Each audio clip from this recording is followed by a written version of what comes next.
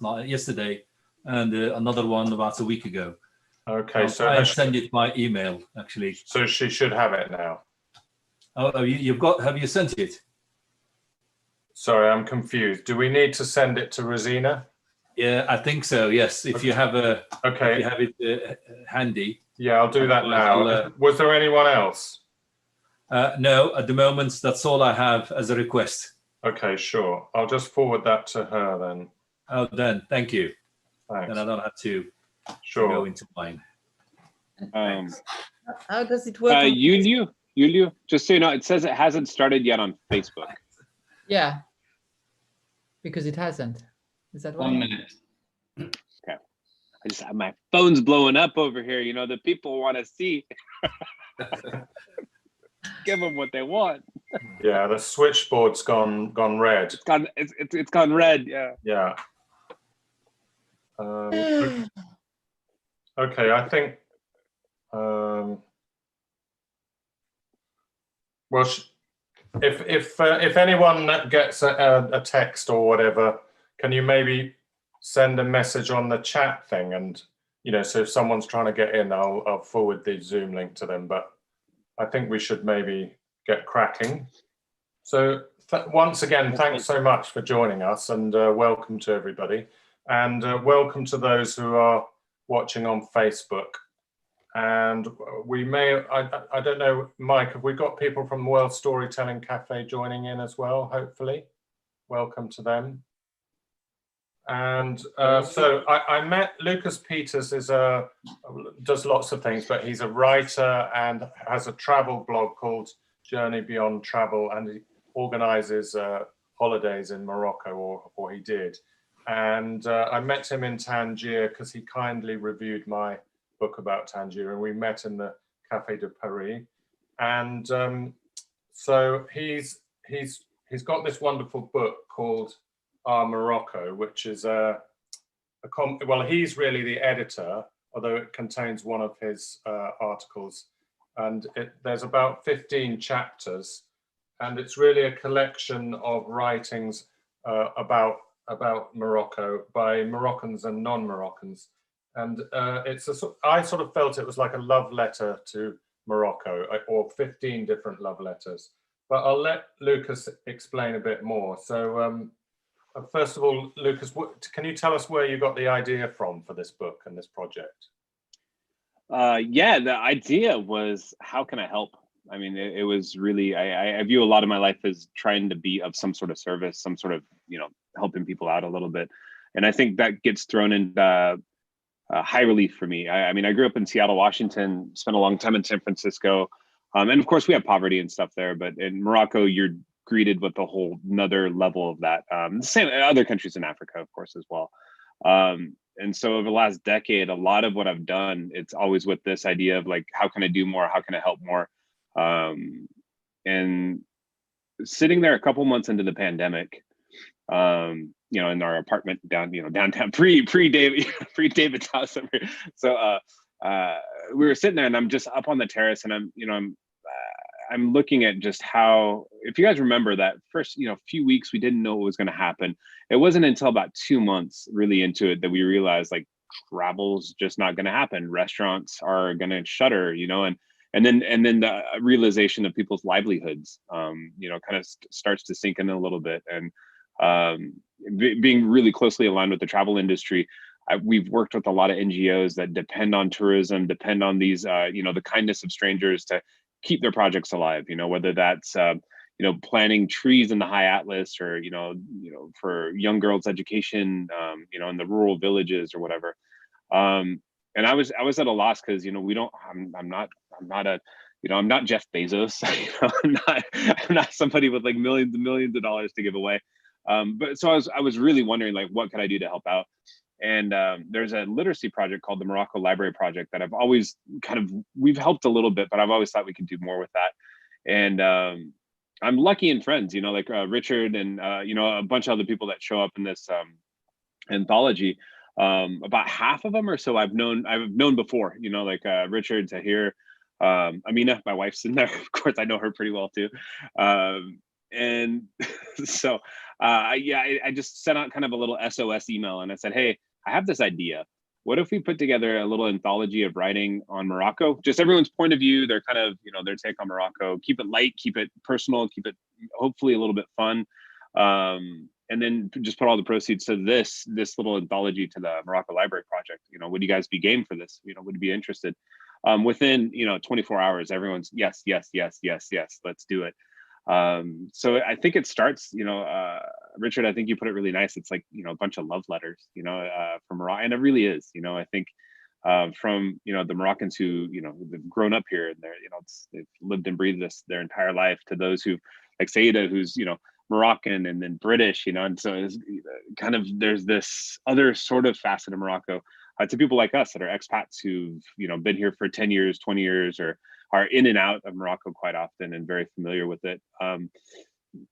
So I think all of us kind of has a different perspective on it. And I just thought, hey, like at the worst, what's going to happen? You put out a little book, not a lot of people read it. I mean, that's the worst thing that's going to happen. The best thing is, we get quite a few readers, people that, forgive my West Coastness here, but people that vibe with it, that people that, they just kind of feel it, they understand it, they pass it on to their friends, they love the project, they want to support the project, maybe get a little bit more involved as well. So that's kind of where it spawned from. It was just like this, couple days on a apartment terrace in Tangier, just wondering what else can I do, feeling a little lost. And honestly, this project kind of kept me going a little bit over the pandemic. It's one of those kind of self-fulfilling things. I'm trying to help other people, but in doing that, it sort of helped me out. So Richard, thank you, and everybody else. The people that don't know, and I hadn't heard of them, can you explain what the Morocco Library Project is? So the Morocco Library Project, I'm not the best with years. I believe it was started in around 2012, 2013. So it's been about a decade. And what they're doing is they're building libraries in the most rural regions of Morocco. And they don't only build the libraries, but they continue to support the libraries.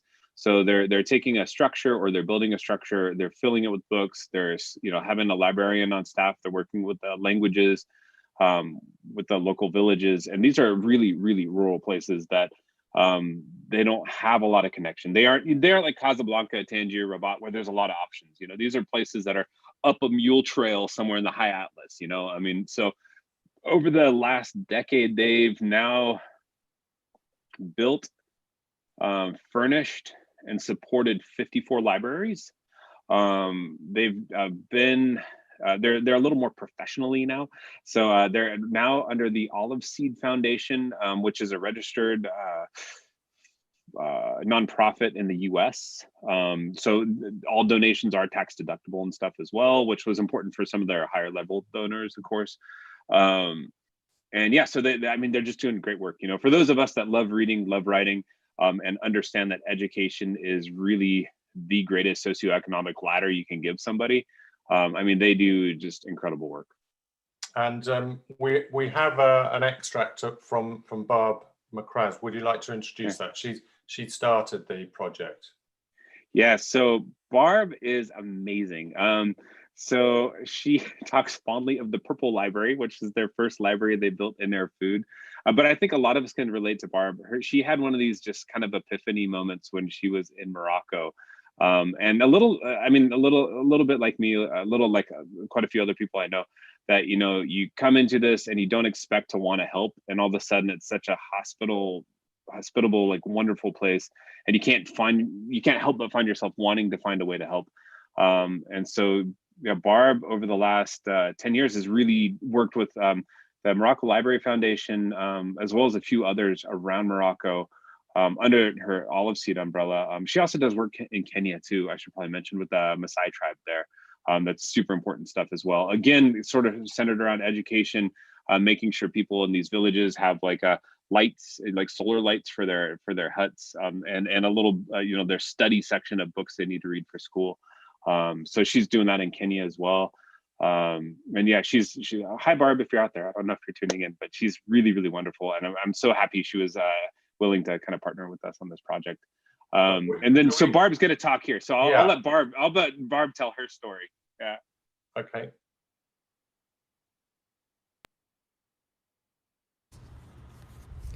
Muha had arranged for me to meet with local high school students. I sat at a round table with 20 teenagers chatting with me. Over the course of our conversation, each one of them had told me the name of a book they dreamed of reading, even though there was no place called library in the region and no real opportunities for young people to develop a culture of reading. My first thought was honest amazement. These kids are on the edge of a great leap forward, I thought. This thought stuck in my mind. My second thought was more concrete, and if I'm being honest, forced me into action. Why don't we build them a library? I said to the teacher. After all, how hard could it be? Well, to make a long story short, when I got back home to California, I set to work immediately to take this thought out of my head and make it a reality. It seemed like such a simple, if slightly crazy idea, and I had no idea what it would set in motion. For that first library, those same 20 students fixed up an old room in their school and painted some of the walls purple, my favorite color. This first library became wildly successful and quickly became known throughout the country. The next thing I knew, teachers from all over Morocco were writing me asking for a library of their own. I still had a day job. I was working in Silicon Valley in tech. But building a libraries, amassing knowledge, this wasn't a job, it was an honest calling. I couldn't have my day job and be able to build libraries halfway across the planet. So I did the only thing I could imagine doing. I quit my career to pursue this labor of love. Great. So Cool. that's actually the opening of the book, because there's an introduction by Barb explaining about the Morocco Library Project and where all of the ideas came from. And I got the book sort of fairly recently, and one of the chapters that I love is by Susanna Clark, who's she wrote a book called A House in Fez quite a few years ago, and that's a fabulous book. And anyway, she writes about the experience of living in Fez during COVID. So Lucas, do you want to sort of fill us in a little bit more, and then we'll get an extract from that part of the book. Yeah. So interestingly, like everybody in the book, she's the only one in the book that actually really tackled the pandemic, and she was writing kind of almost reportorial what Fez transformed into.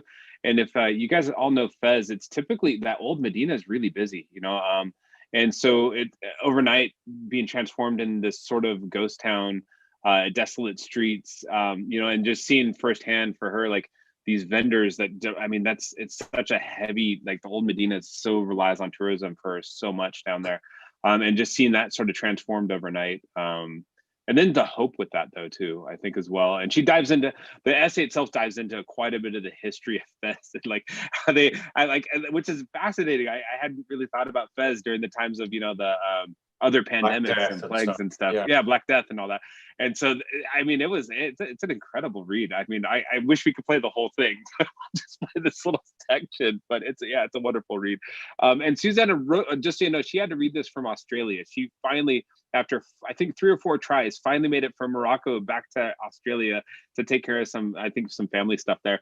So you will hear some sort of warbling Australian birds, I think, in the background on part of this read.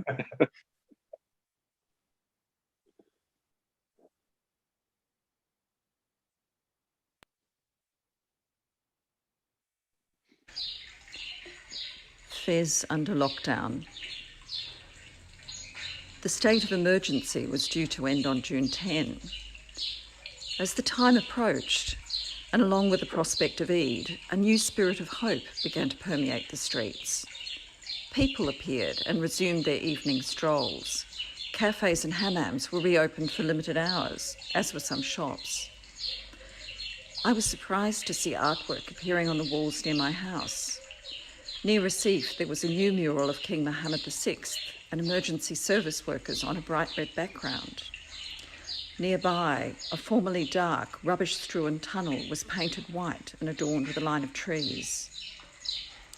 At the top of the Medina, off the Talasrera, one of the main streets, skilled artists and local teenagers got together to create an open-air gallery, which was a celebration of Moroccan culture. Geometric patterns and depictions of traditional Moroccans were the main themes.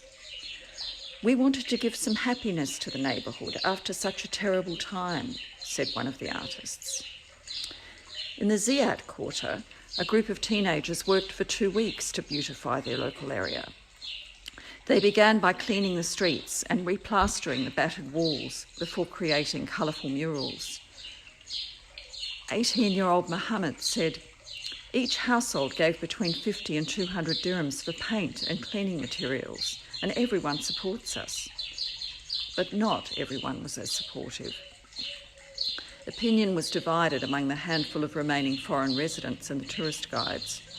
Some thought it a pity to deface the walls of the Medina, which had been sand-coloured for centuries.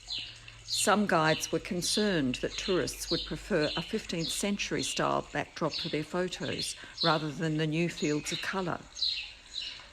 My friend Kathy pointed out that it was likely to be a long time before tourists returned.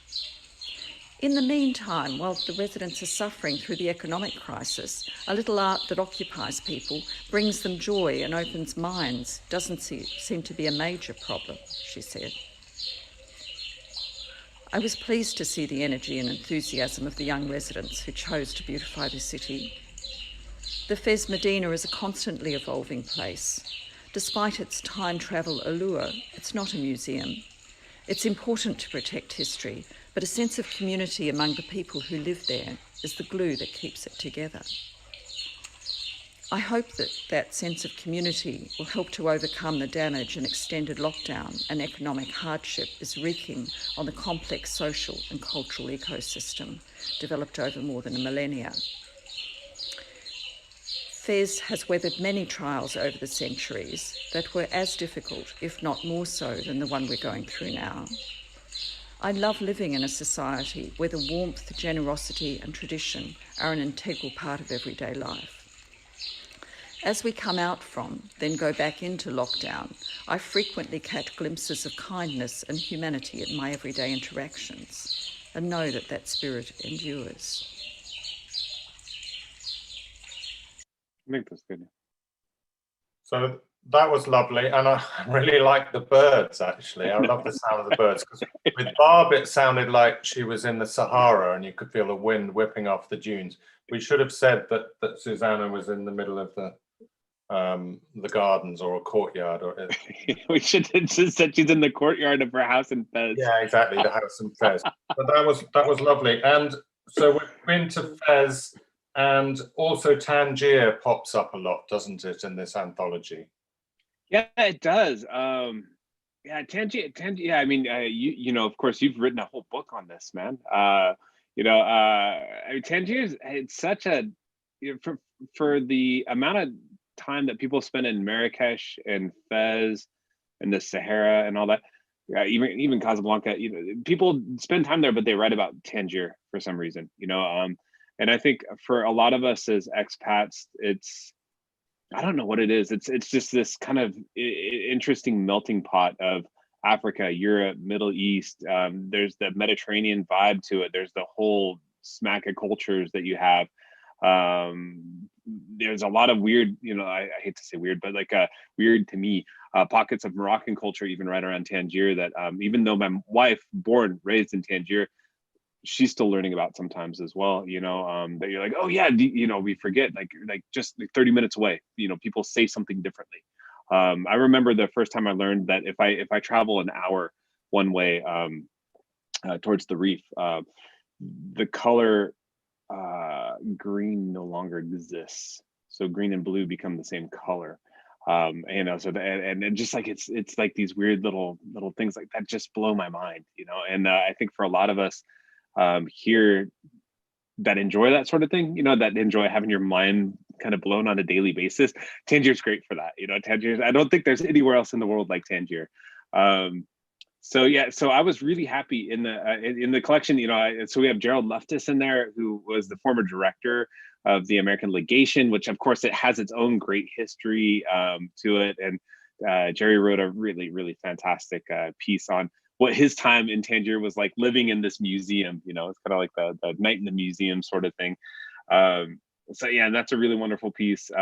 Zora O'Neill is in here as well, and she has a very personal connection with Tangier, even though she's from New York, but her name's Zora.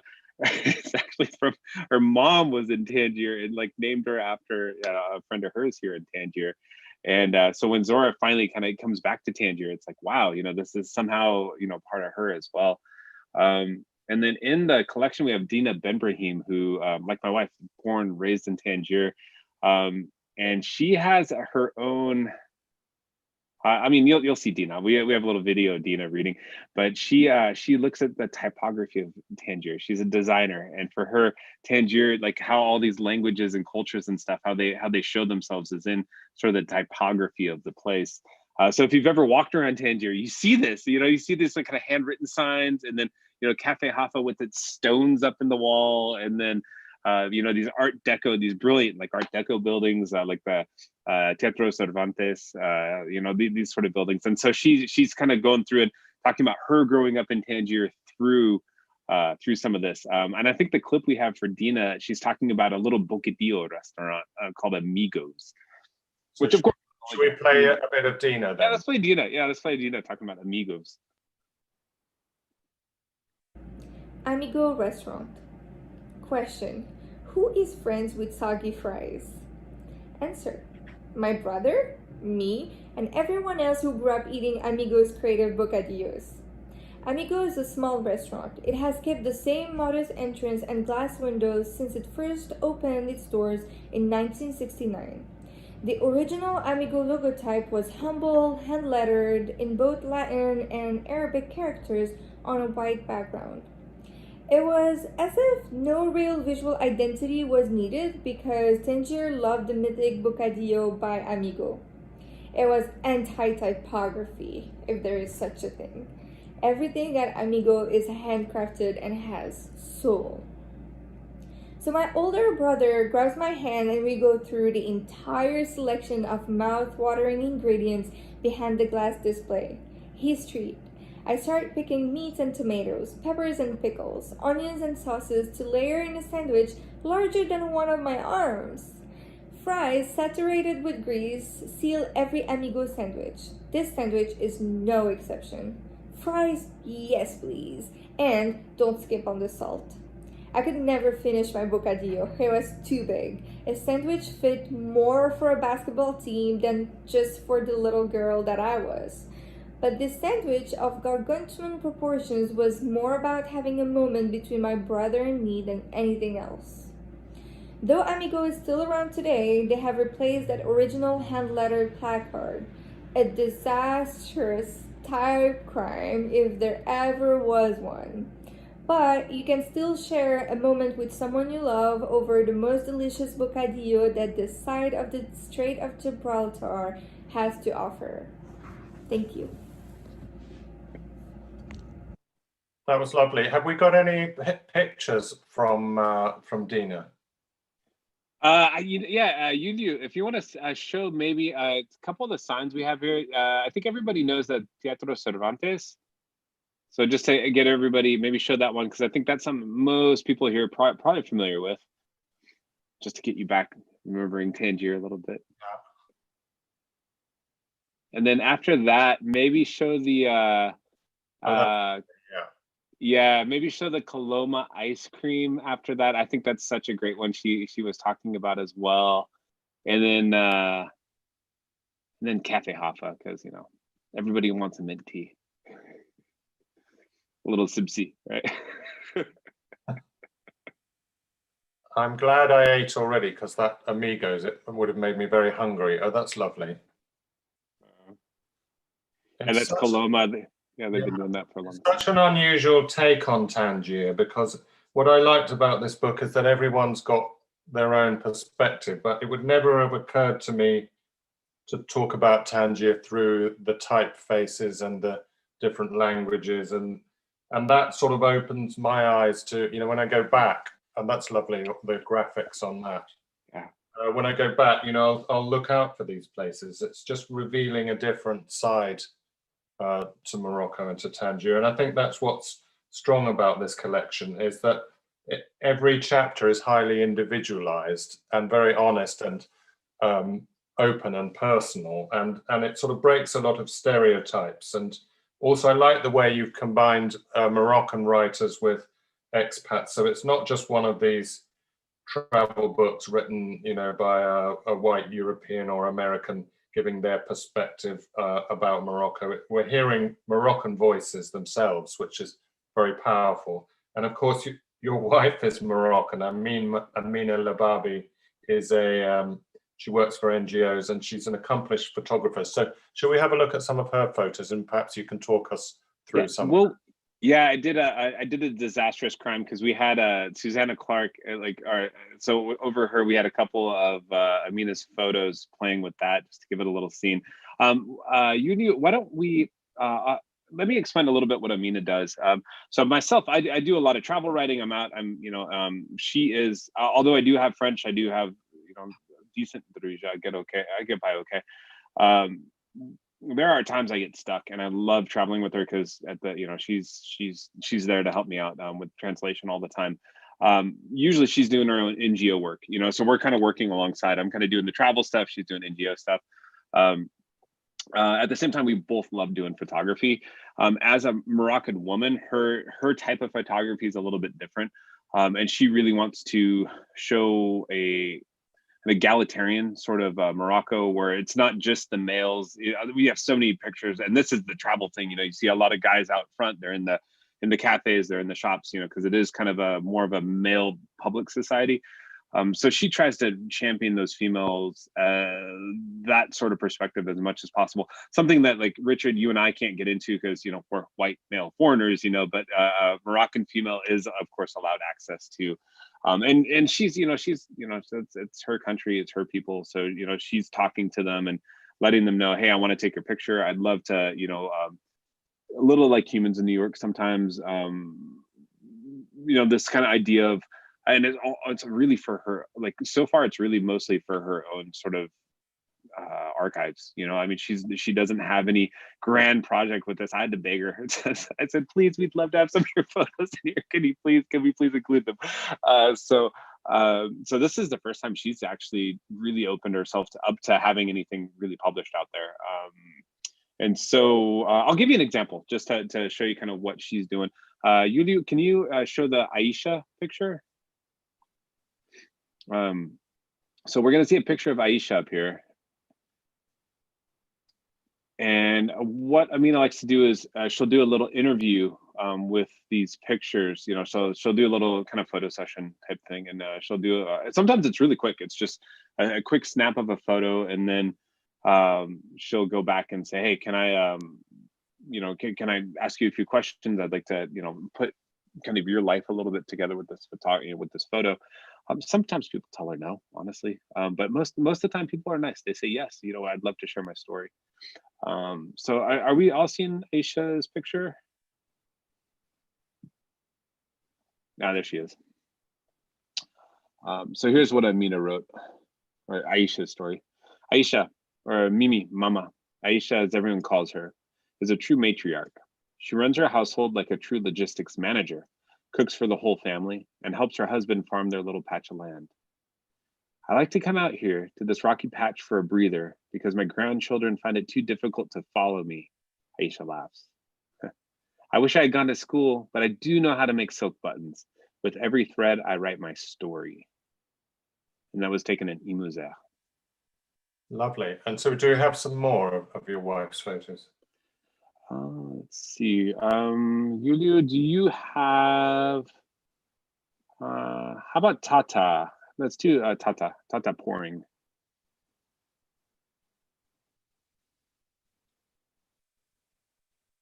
By the way, Tata's fantastic. I managed to hang out with him like every time I'm in the Sahara. He's just got the biggest smile in the world. Tata comes from the beautiful Ziz Valley oasis, where date palms and a panoply of fruit trees droop for whomever walks by to delight in. Tata epitomizes the generosity of the simple and expansive landscape surrounding him. He enjoys inviting people over for a meal in the valley and for a tea in the desert. I'm a man of the desert. The vastness and the quiet of the sand dunes are the best music. As in Merzuga. These are great. Can we have a few more? I mean, it's like a family slideshow, but better. Let's do yeah. So we have Ito, YTO.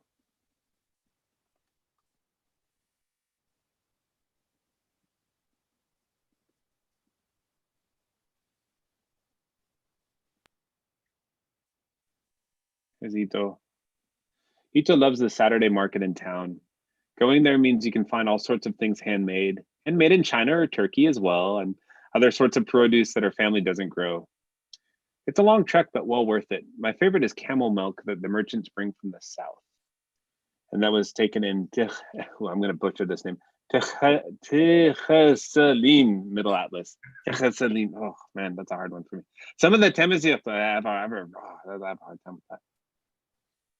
No, but they're lovely. And like you were saying, Humans of New York, because I don't know if everyone knows what that is, but this guy started taking pictures of people in New York as a sort of street photography. But then what was different was he interviewed people and they told their personal stories. So Amina's doing the same sort of thing. She's letting the people speak for themselves, so they're not just passive. It's a bit like the Leila Alawi exhibition that some of us went to. She went around Morocco and did a series called The Moroccans, but she very much gained the trust of the people she was speaking to and wanted to give them a voice. And yeah, that's exactly it. It's this idea, like Amina and I talk about this a lot, like giving a voice to the voiceless or to the marginalized, you know, this sort of thing. Because again, like I have to think about that a lot. You know, there's the white male American privilege, you know, living in a place like Morocco. So try to use whatever I can to elevate sort of other voices, other people. And it's interesting you were saying that, you know, you wanted the feminine perspective, and you know, women writers can get into places that you and I couldn't get into. So none more obvious perhaps or more stark than Amanda Mutaki, whose chapter is called Head First into the Hammam. Mom. Yeah, she got access that you and I wouldn't get. We'd be arrested. Shame. Yeah. I mean, yeah. So, you know, of your, you know, one of the things I think, I wish Amanda could be here talking for herself about this, but one of the things, you know, I do note is that there are places that, you know, it's like the kind of women's place, you know, and so the hammam would be one of them. You know, I mean, guys have their hammam space too, but it's from what I understand, it's quite a bit different. And Amanda's piece is great about that's how she meets her family. You know, really for the first time, that's her first connection with her kind of Moroccan family. You know, like me, Amanda is, you know, an American who married into a Moroccan family. And so, you know, I have the kind of male perspective of doing this. And I think it's great reading, you know, from Amanda, because she has that female perspective of how do you kind of incorporate yourself into this family culturally, as well as just, you know, being part of that family dynamic. So yeah, no, I think that's that's such a, and it's funny, you know, that's the thing. It's heartfelt, it's honest, it's funny in parts.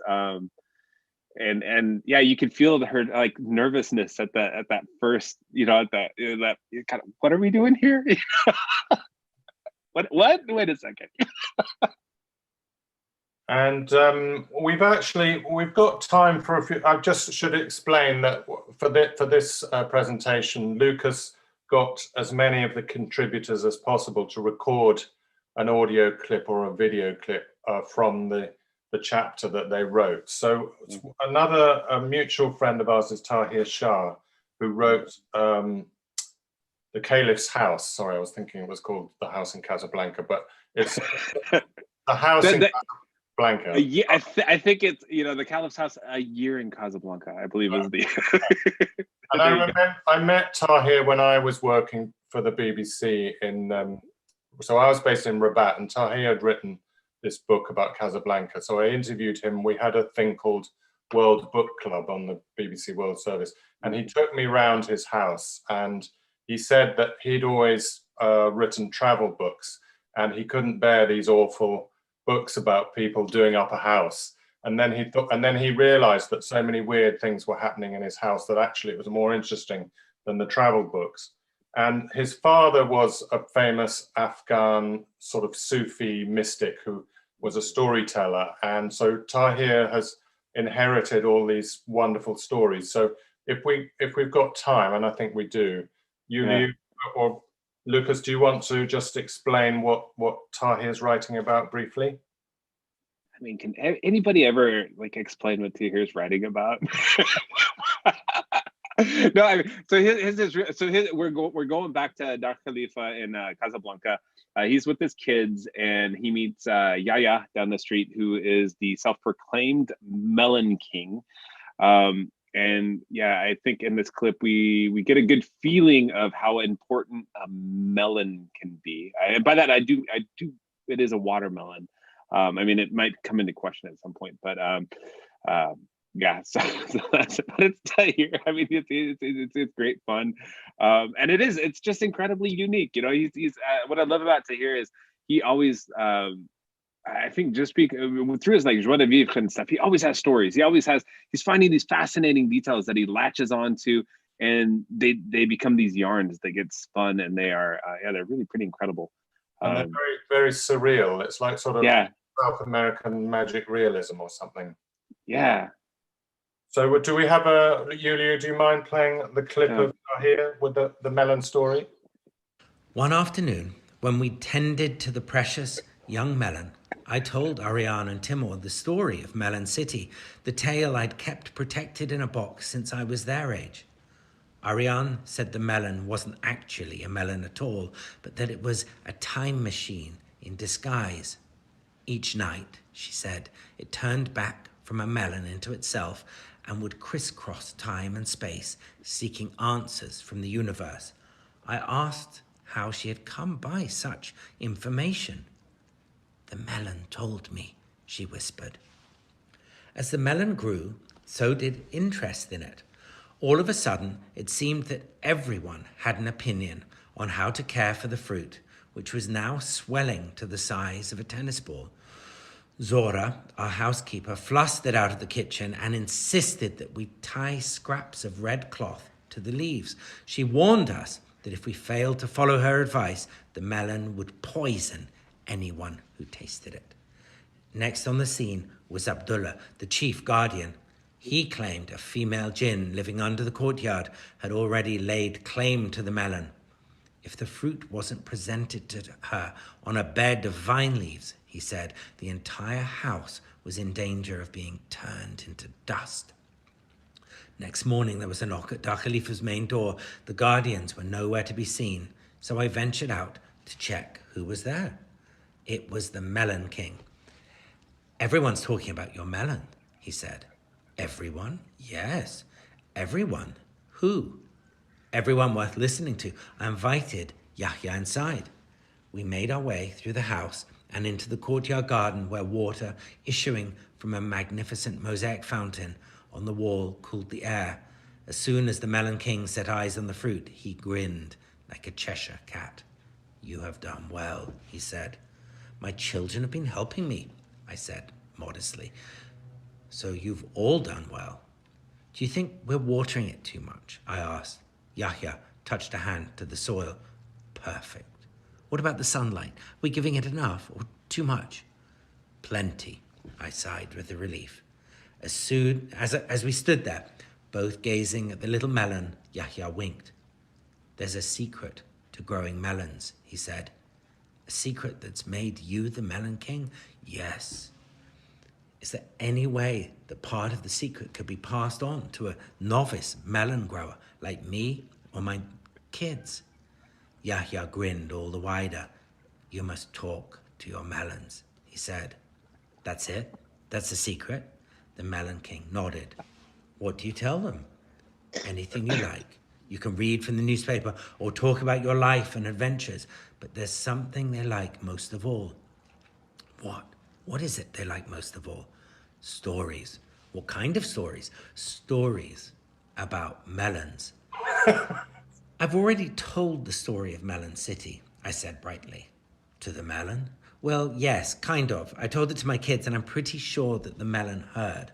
That is not the same thing. You must speak directly to the melon. I scratched my head. But I don't know any other stories about melons.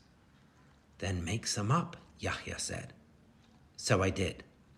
Over the next weeks, I told the melon, growing in the courtyard, tales about melon kings and queens, melon warriors, melon explorers, and even one about a princess who was wedded to a dashing prince, transformed into a melon by a wicked witch.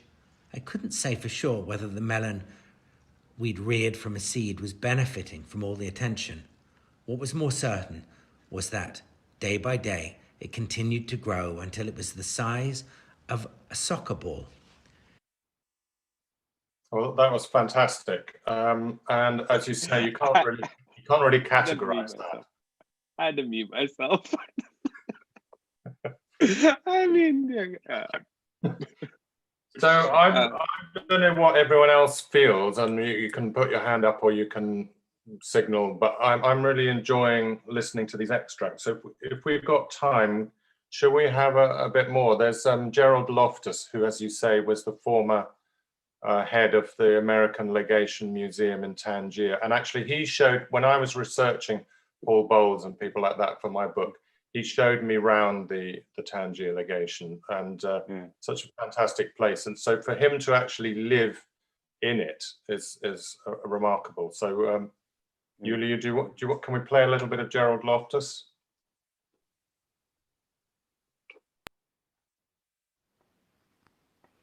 Living in a museum in Tangier. Here's the quandary about writing on my experience living in Morocco in the 21st century. Though I lived among contemporary Moroccans, Americans, and Europeans, I also felt surrounded by the memory of those who had lived there in centuries past. At the American Legation, the first and oldest U.S. diplomatic property, given to the United States in 1821 by the Sultan of Morocco. So there it is. My Morocco is also the Morocco of the 1830s American consuls who dealt with Sultan's gifts of Atlas lions to the President of the United States, of World War II skullduggery in the Reef Mountains by secret agents of the pre-CIA Office of Strategic Services, OSS, and of the quasi-hippie Peace Corps volunteers in training at the legation in the 1970s, who turned an underground and dried-up water reservoir into a disco they named the Cistern Chapel. Living in the present, while imagining life there in the past, was a large part of the pleasure of my years in Tangier, and my blog became a vehicle to tell the many intriguing stories of encounters between Moroccans, Americans, and others in Tangier, Morocco's window on the outside world for centuries. So that's our Morocco in a nutshell. Like many foreigners, we were smitten by the warmth and generosity of Moroccans, and always feel at home when we return. But we have a few additional friends that no one else can see, and they're also there to keep us company. Like Sidney Paley, the modern-day American pirate, tried at the legation consular court in the early 1950s. He got a reduced sentence, and he said he'd go back to his original occupation, smuggling. And then there's Dean of Dean's Bar, a wartime man of mystery, who'd remind you of Humphrey Bogart's Rick and his cafe in Casablanca. There's Raisuli, the bandit who kidnapped an American and was played by Sean Connery in The Wind and the Lion. There's, well, you know, I could go on forever. My Morocco is in the present and of the past. A bit of real-time traveling, thanks to living in a museum. Wonderful, yeah. So actually Lucas, you sent me various clips of audio clips, and I realized that we're nearly done, but we might as well play them all because they're all so great. So you want to tell us about Zora and what she's writing about? Yeah, so you mentioned her briefly, but a little bit more. Yeah, so Zora Neale, I talked about it a little bit before. So she she wrote a really great book, by the way. So All Strangers Are Kin. You guys should all put that on your reading list. It's a great book. And she, what she was doing in this book is she was going back and trying to relearn Arabic. She had a really good level of Arabic at some point, hadn't used it for a while. And the crux of this book is she's going to go back and learn Arabic, but she understands that Arabic is really not, as you guys know, there's not just Arabic, there's kind of dialects of Arabic that we actually communicate in. And so she was interested in really getting conversational. So in this book, it's Strangers and Kin, it's divided in 4 parts. If I'm remembering correctly, and she'll probably kill me if I get this wrong, but if I remember correctly, she wanted to start somewhere like Qatar or Saudi Arabia. She ends up in Dubai instead at the beginning. So there was, this sort of Arabic there. She gets to Egypt. It's, Egypt, she's like, that's the kind of Arabic she gets along with. So she spends a few months in Egypt. Then she gets to Lebanon, and she's in Beirut, and there's another sort of Arabic there, but she kind of gets the hang of it. And then the book ends in Fez, and she doesn't understand a word anybody's saying. Because like Moroccan Arabic is so much different, but she has a great time with Fez, reconnects with the country and ends up doing doing quite a bit of travel writing. She writes for like the Lonely Planet and stuff now, a lot of other outlets, and she was kind enough to contribute her version of a top 10 sort of thing, so her top 10 Morocco, and it's the top 10 reasons why she loves Morocco. And it's really a deconstruction of her list. She's going to give you her list, and then she's going to kind of pull it back a little bit and say, well, okay, so I'm putting this in there because, and it is very much about the people, so it's about the people she connects with along the way. And I think the clip we have for Zora is kind of getting to the heart of this, about how these connections are made, what they mean, and then how that kind of feeds back into her, almost like her identity in some ways.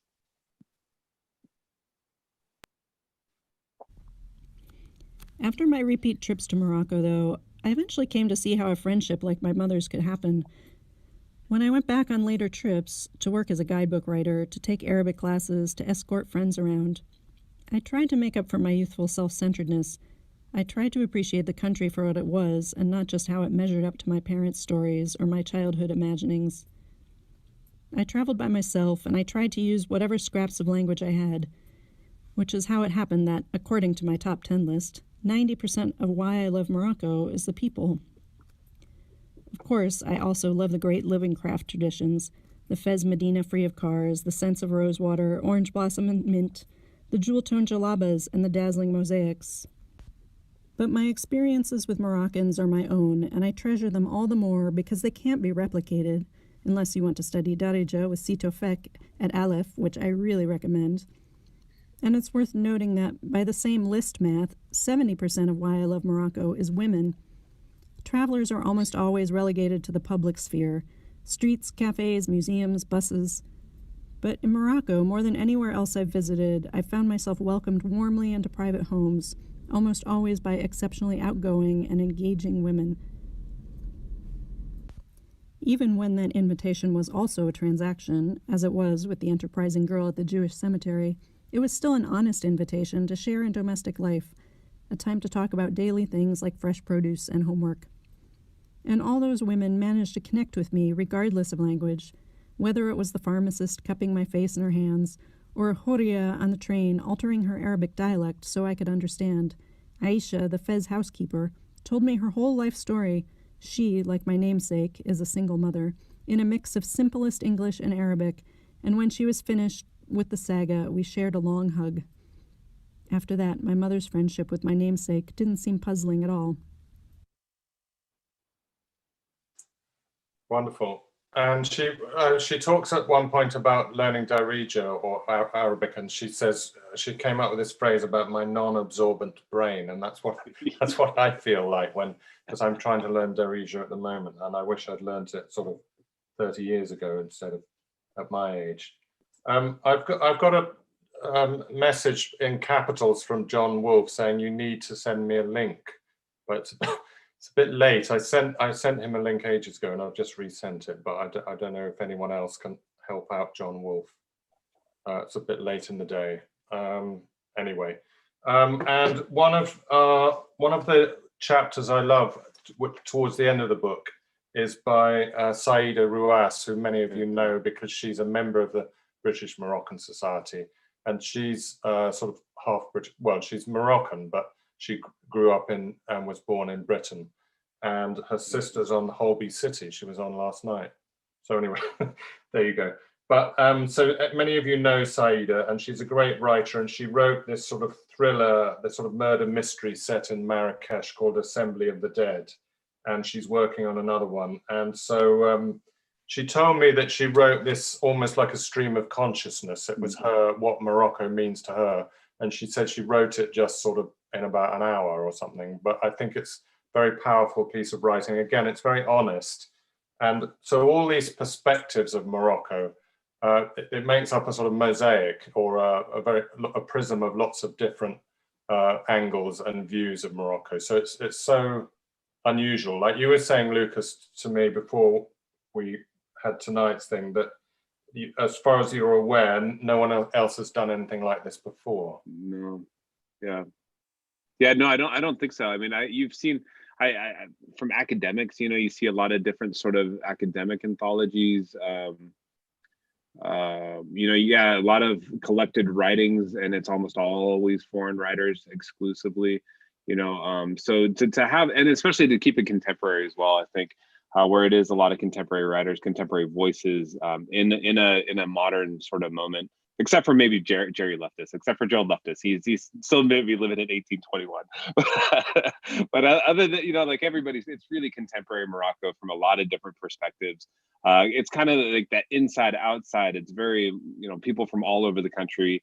People like, Hazim, who has a great piece about where he's trying to find the intersection of Islam and environmentalism, something kind of that deeply poetic in a lot of ways, I think, and spiritual, something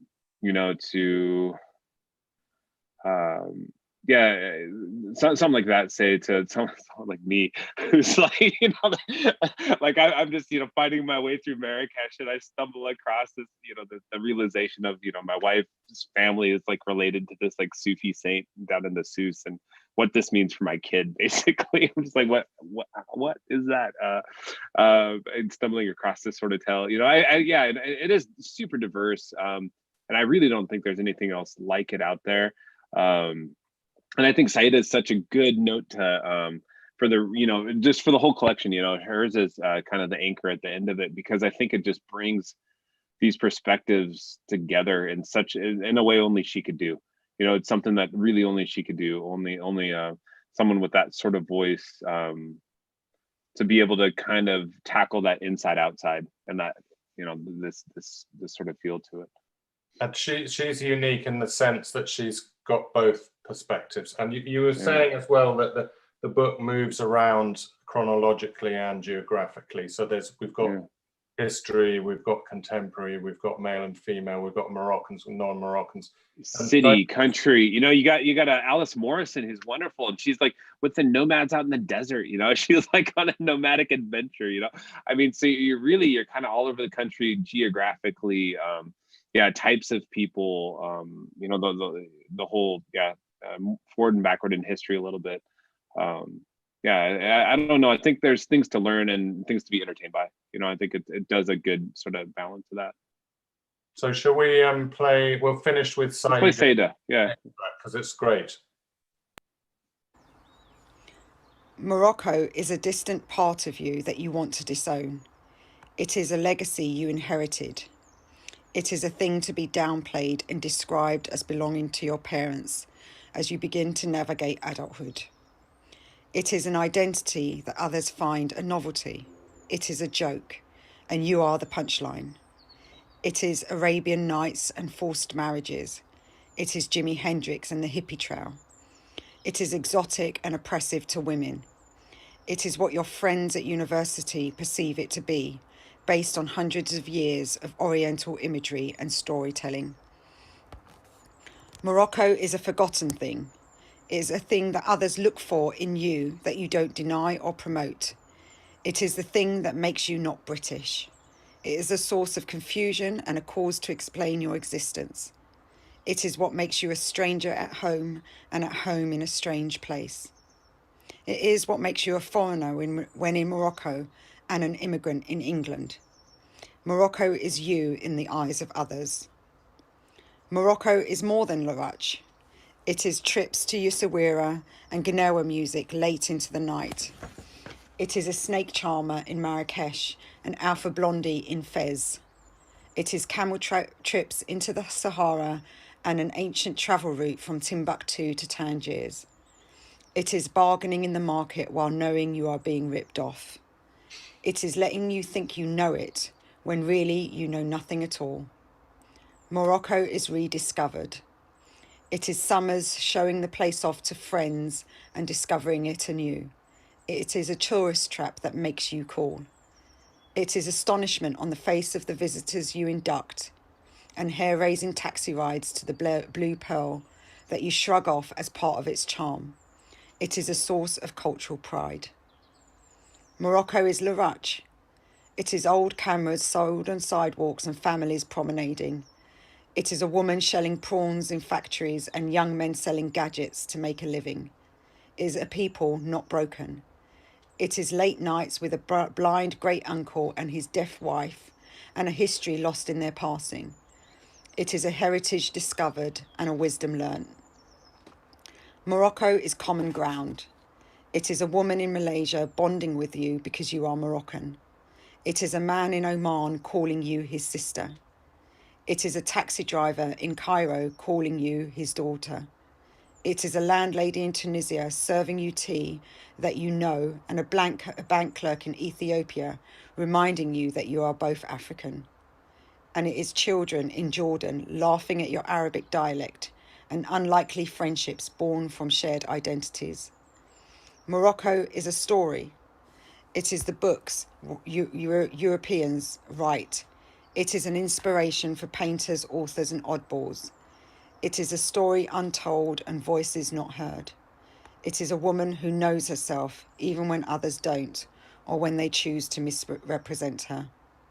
Morocco is rediscovered. It is not a postcard, and so much more. It is its complexities and contradictions. It is a look that completes your sentence and a conversation loaded with hidden meaning. It is an instinct discovered and a knowledge tapped. It is solidarity with strangers and shared successes. Wonderful. So I found that very powerful and very profound, really. And it was done in this sort of stream of conscious way where lots of images, fragments of memories all coming together in a sort of conveyor belt, but a bit like Morocco itself, a sort of assault on the senses. So before we open up to questions, can you just tell us, Lucas, how we can get hold of the book itself? Oh, you're So I muted myself. I do that on the Zoom. So everybody's best friend Jeff Bezos can get you a copy. Amazon. I mean, like one of the things we did when we looked at publishing this anthology, I have a contract with the Hachette, and I looked into publishing with them, but I thought we'd be able to make more money for the Morocco Library Project if we did it through the Kindle direct publishing through Amazon. This is our first venture kind of doing that. But when I talked with Barb and we kind of crunched the numbers a little bit, we thought, hey, this might be the way to go. It's super easily accessible. A lot of people are reading on Kindle. Not a lot of people are going to bookstores yet. A lot of people are ordering stuff online. So as much as I love my indie bookstores, I really do. I love my independent bookstores. Please support them. Just not with this one book. So just order this one on Amazon. If you look on your amazon.co.uk or wherever else you are, amazon.com, amazon.es, in Spain, wherever you are, you should be able to type in just Our Morocco, OUR Morocco, and it should pop right up there. Nice colorful cover a little bit. And if people want a physical copy, are there some? No, that's the paperback, yeah. No, it's all print on demand and stuff. So that's paperback. So yeah, I've ordered. Richard, you have your author copies. Do you have one handy right there? No? Yeah. Are you prepared? Oh, there you go. So see, there's the evidence right there. And you can speak to the quality. I still have yet to touch my own copy. So yeah, there you go. So it's but it is. I mean, it's available in paperback. We will have we're working on a super special edition coming up in hopefully end of this year. We're aiming for November 2021. We're going to try to do a limited series of 100 copies of a collector's edition. It'll be all made, printed, hand bound in Morocco. We're working with artisans in Fez. It'll be like a little box set that will also have some prints from artists that didn't make it in this collection, and it will be updated with hopefully a few new voices in there as well. So we're looking forward to that. That will be something special. I mean, for bibliophiles like myself, that'll be the cat's pajamas, as they used to say. So I think people used to say. in the new libraries that are being built by the Morocco Library Project, will the book be available there as well? Book is already there. In a lot of these libraries, it's already made it. Yeah. Fantastic. So we already have some copies in some of the local libraries here. More on the way. Mine's just stuck with customs. You know, thank you, Moroccan Customs. It'll get here eventually, but yeah, we'll have it available in bookstores for those of us in Morocco. In Tangier, that's the one place I can get to immediately. I know Les Insolites and the Libre de Cologne here in Tangier, they'll carry it. The legation, you'll be able to find copies of the Tangier American legation. And then as I can get into Marrakesh and Fez and Casablanca and Rabat, you know, I'll be able to drop them off at some of the main kind of hubs down that way as well. Fantastic. So guerrilla book printing, man. Let's throw it open to the floor, as it were, if anyone's got any specific questions. And just, Yuliu, are you able to unmute everyone?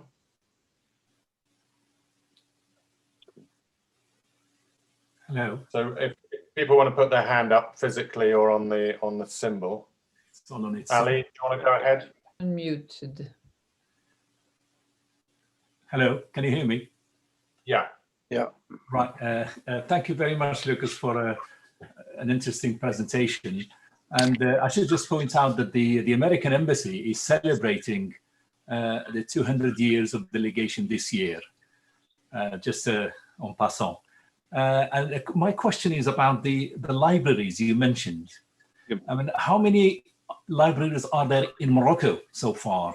And are you intending, or the person who's in charge, who's actually in charge of these libraries, are they intending to expand the libraries throughout Morocco, or it's just in Tangiers? Okay, so the library, you're talking about the Morocco Library Project library. That's right, yes. Yeah, okay, so there's not a single one in Tangier.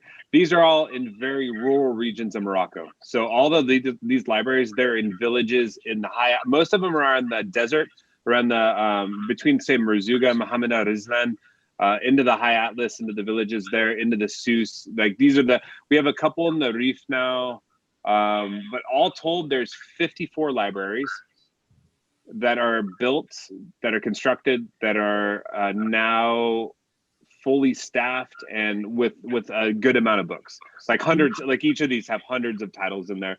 And there's somebody on staff who speaks the local, whether that's Rifi, Tamazirt, Darija, someone of the local who also has English and can assist as well in terms of learning language and stuff.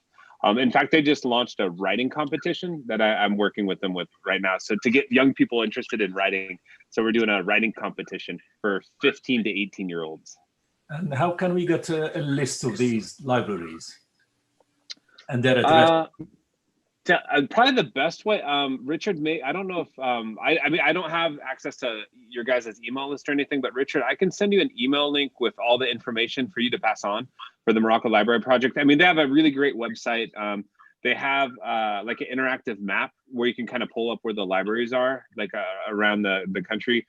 And I know, I think their target is to open maybe up to 70 libraries. I think 70 is the next big number. And I think they're hoping to do that by 2022. But I think that depended a little bit on how we come out of the pandemic. And what sort of languages are the books in the libraries? So it's a lot, I mean, they're valuing a lot of English. So it's a lot of, I mean, it's Arabic, French, and English. But the idea here is to give them quite a few English titles that they wouldn't have otherwise. So it's a lot of young learner stuff. So it's a lot of kind of children's books, you know, the Bob's First Words, you know, this sort of books, on up through something like we have, so I taught at Alajuin for a while. If you guys are familiar with Alajuin University, I taught world literature and strangely Moroccan literature there as well. Oh, I see you found the map. Oh, fantastic. Oh, you do. Thank you so much. There you go. There's the map. so one of the things, one of my first students, and how I first found out about the Morocco Library Project, I met a student from Air Food who studied English there, and he got to a level in high school he was reading pretty easily, like Harry Potter, George Orwell, that sort of thing, with the tutoring of the center there. So he had a Darija, he had Temazigh, and he had a really good English by the time he already showed up at university. So they're doing some, for students and young learners who are really interested. They do some important work, I think, in terms of literacy and education. Thank you. Hannah's got a question. Yes, I'm also interested in the library project, and I'm wondering if there's if you can sort of share with us the website that you were talking about so that we can find out more. And is there any in the future any possibility that they're going to be opening up in the Middle Atlas, which is the particular area that my husband comes from, and we have a charity there. So oh, cool. I honestly, I can't tell you exactly where they are planning on opening. I know they are in continuous talks with different villages, including in the Middle Atlas. So I can't say how far along they are in terms of that. Yeah. But yeah, my first 6 years in Morocco, I was in Ifran. Like I was like my kind of that's not far.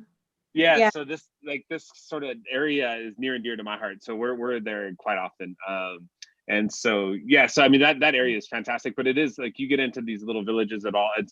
All you have to do is 20 minutes off the road, and it is completely rural. You'll find villages that they don't even have running water. It's very much well water. And the winters there are tough. I did a lot of outreach work when I was there, particularly like in terms of like clothing drives, just making sure people are staying warm, during the winter and stuff. But yeah, that's such a beautiful, under-visited, under-touristed, under-resourced area of Morocco. Yeah. Everybody needs to go to the Middle Atlas. It's beautiful. Yeah. Yeah, it's fantastic. Yeah, especially they're coming into springtime here pretty soon. And I always love, like, usually between March and June is like the hiking time for me. I just they have these huge fields of poppies just for as far as the eye can and see. wildflowers everywhere. So Peter's kindly shared the website address, so www.moroccolibraries.org, but I'll include it in an email to everyone. Wonderful. Yeah. Great. Yeah, Barb is, she really heads everything over there, and she's for those of you interested in the Morocco Library Project, she's really the one to talk to. In terms of like what else they have going on, what else is afoot, what plans they have. If you can donate anything, whether it's in terms of books or resources or anything else, she's really the best person to ask about that. Do you have an email, please? Yeah, I should. I hope she'll be okay if I share her email with everybody. I think she would be. Excuse my ignorance. This is the first time I've heard about libraries in the. No. Of course. I mean, it's one of the reasons. It's the reason really. The whole. I'm just pulling up her email now. The whole. The reason why I did this and had this idea was to get more people aware of this, because I do think it's very important. Literacy, education, that is the foundation of how people, I think, really start to get ahead. On the chat, I'm gonna share Barb's email. And I can put it out in an email as well. There you go. Thank you. And I hope that's gonna be okay. I'll let her know to expect a couple notes from people. I'm sure she'll forgive me. And, just be nice to her. Does anyone else have another question? Yeah, is this a lending library, or can they take the books out, in other words, or do they have to stay there and read them? No, it's a lending library. Yeah, so they take the books home and everything. Yeah.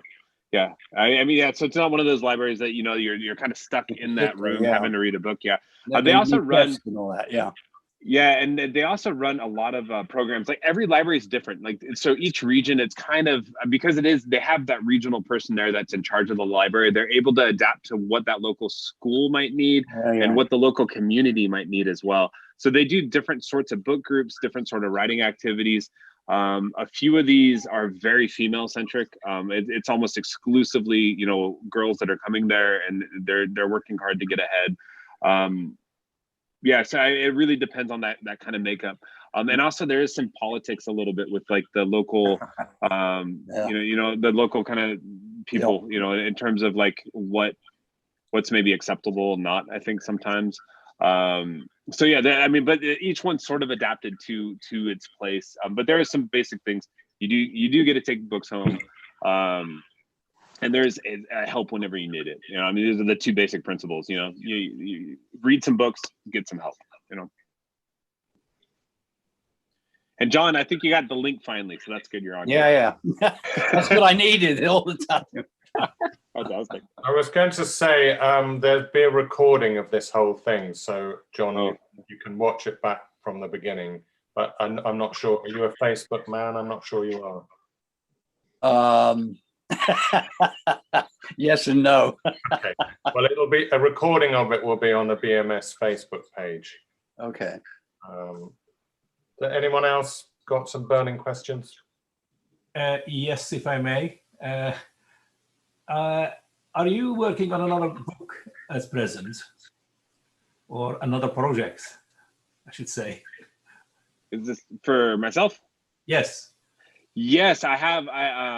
That's the next question. Thanks for asking. I do have two books I'm working on. I have one that's kind of related to what I did in the Our Morocco. So it's called the Sons of Acrobats, and a lot of this is uncovering the circus arts of Morocco and how it's related in the Sous with Sidi Ahmed Moussa.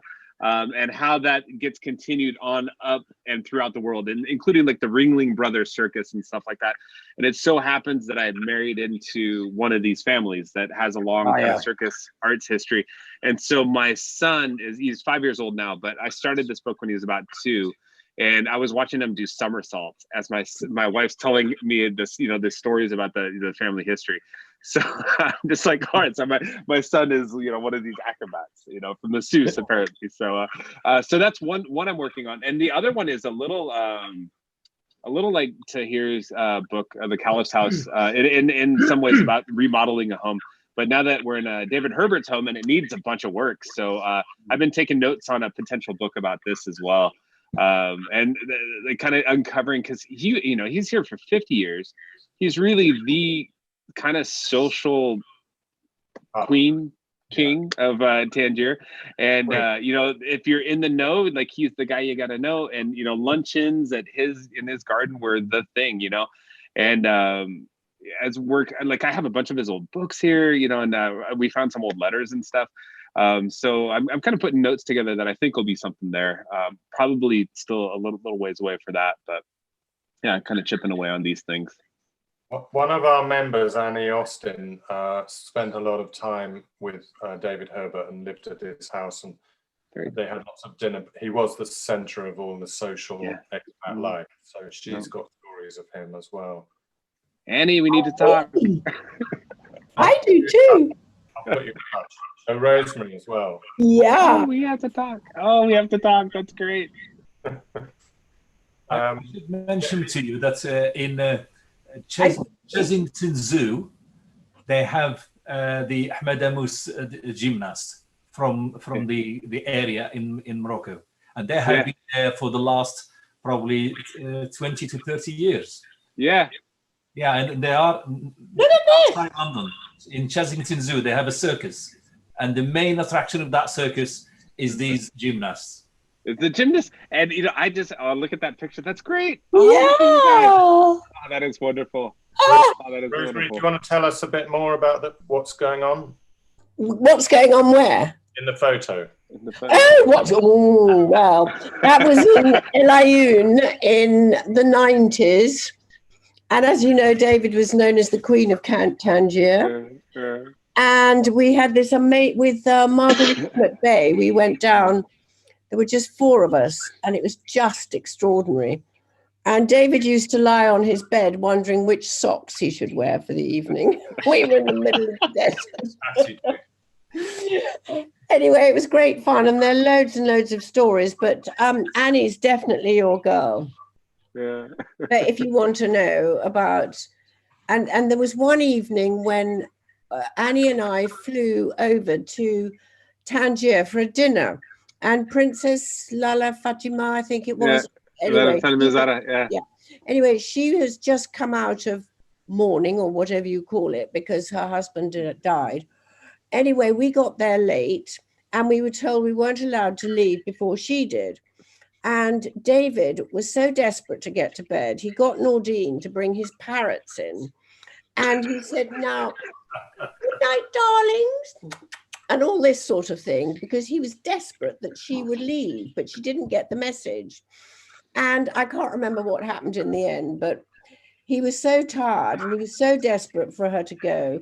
And we weren't allowed to leave. And I think the parrots had to be woken up again and brought back in so that she'd get the message. It was terribly funny. At the time it was. He was amazing. Oh, that's wonderful. Yeah, I have once we kind of wrap up, like there's a few more things I'm kind of doing for Our Morocco to get this guy kind of going. But once, like I think in about a month or two, I'll be able to settle back down and like do some more kind of note collecting on like David and his life here and everything, and be able to incorporate this at the same time. We're trying to, I mean, this house, Noordine hasn't touched this house in, I swear to God, 20, 30 years. Like yeah, it's very, very damp, isn't it?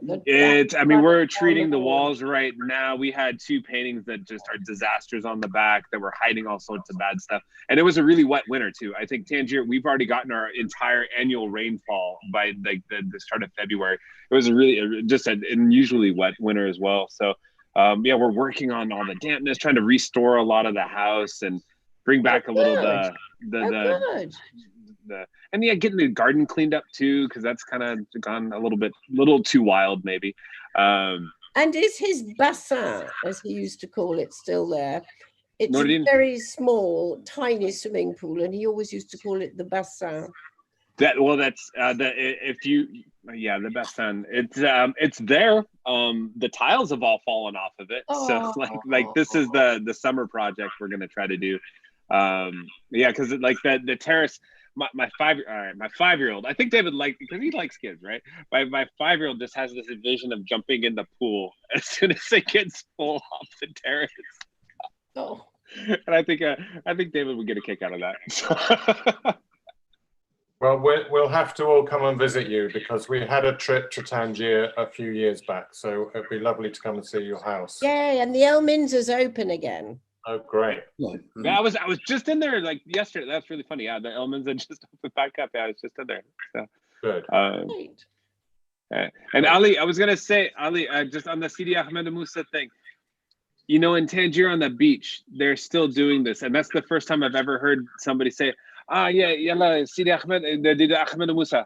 Yellow Musa, and I was like, Musa, what is that? Oh yeah, and that just like it's the short for like let's do the not the acrobats, but the what do we call it in English when you're gonna put people on each other? Build the human pyramid. Yeah, human pyramid. Yeah. We're doing the Musa. It's actually a tribe. That's a thing. They are renowned in Morocco as a tribe. That excels in gymnastics from when they are 5 or 6. So they grow up with that culture, as it were. And they perform in Jamal Fna, in places like that, and abroad. They have been certainly in Aswera every year as well. Yes, Aswera, and I think that guy in who I went to, the Cirque du Soleil as well. The Cirque du Soleil, yeah. Cirque du Soleil actually recruited some of them as well. Yeah, so one of the worldwide phenomenon. There's a garage in Tangier, and I think there's a French couple who teach the boys they collect the boys that goes around sniffing in the paper bags. On their glues, yeah. Yeah, and they do these, or they used to do these wonderful performances in the garage. Yeah. Yeah, there's been a couple outreach programs like that. I know one in Tangier that was doing that. Darna, there was another one in Casablanca that they had a similar thing. Then that was a bit more around circus arts and stuff like that. I was going to say with Ali, my wife's family. So not only is it hereditary from Sidi Ahmed Musa, like direct descendant stuff, but her great grandfather was one of the founding circus performers, acrobats of the Ringling Brothers Circus back in the U.S. And it's not quite clear. When he was 7 years old, he left Morocco. Was he sold? Was he kidnapped? Was he like, we don't know. Like, it's a mystery. But he ends up back in Tangier after World War I, which is how that side of her family ended up here. And he was kind of a Moulay Ali. He was like a big kind of deal here at the time in Tangier. So it's been a weird history. And then it all made sense to me because her uncles, I know 3 of her uncles who were in the circus, and they ended up in, one's in Japan, one's in Sweden, and one was in London, in the UK for a long time. And so you're like, why is this family in the circus? It all sort of makes sense now. You better be careful. Your 5-year-old is going to start throwing you around. Yeah. I got to do that today, so got to go today. We can try a Zoom human pyramid. Try and get all the different squares on top of each other. See if that works. It's the most acrobatic thing we can do. Well, I just wanted to thank Lucas so much. So I don't know if we can all give him a round of applause. Thanks, guys.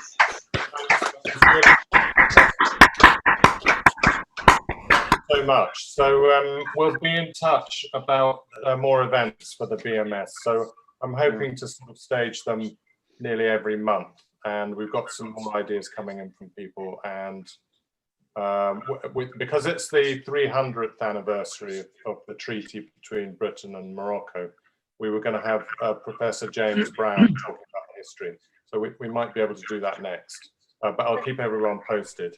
But thanks so much for joining in, and it was a really great talk. And we've had acrobats, melons, hammams. I wouldn't have it any other way. Yeah. So it's been fantastic, and the extracts were really great. So it was a bit like a World Book Club in itself, a little piece of radio and video and everything. So, and great